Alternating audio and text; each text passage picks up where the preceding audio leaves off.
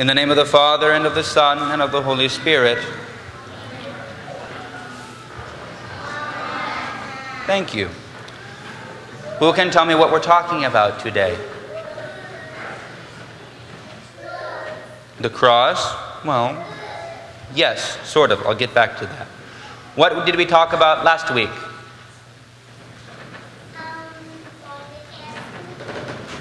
Yes, we talked about me and what I wear.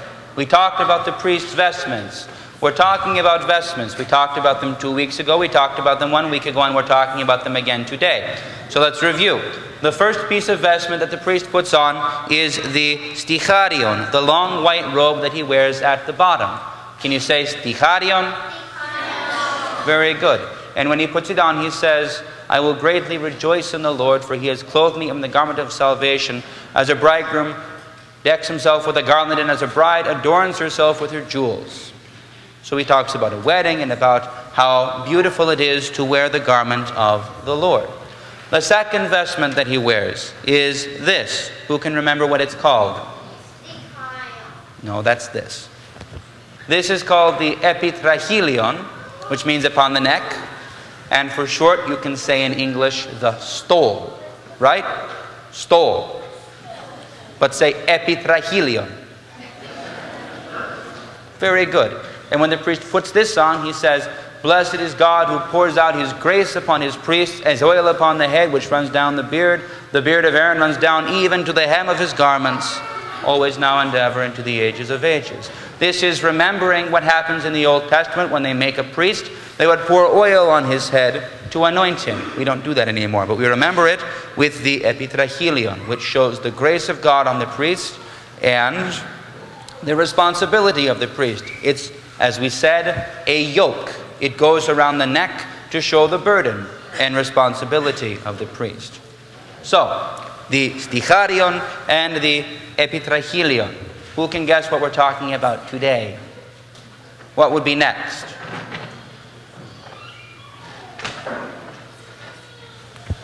We'll get to that in a few weeks.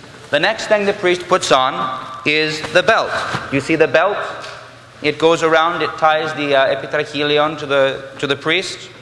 Now, this is a practical piece of vestment because it ties everything together. It lets the priest be very compact and move around without fabric getting in his way when he's working, because he has to get communion ready. He has to sense. And if he has clothes flying every which way, this is actually a good sermon for today. How many of you have a Halloween costume?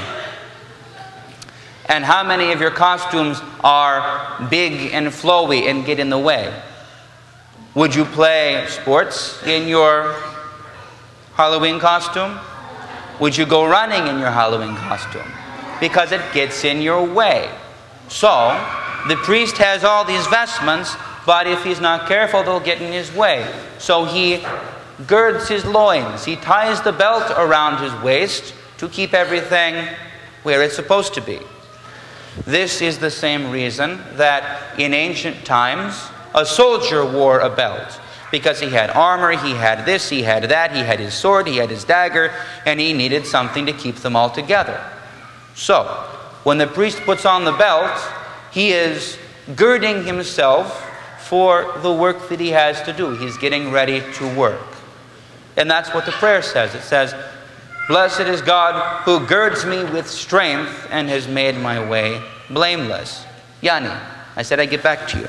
What's on the belt? A cross.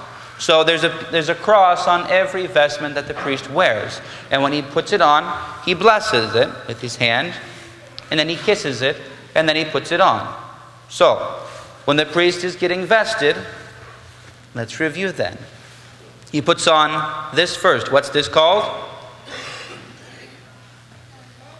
The sticharion.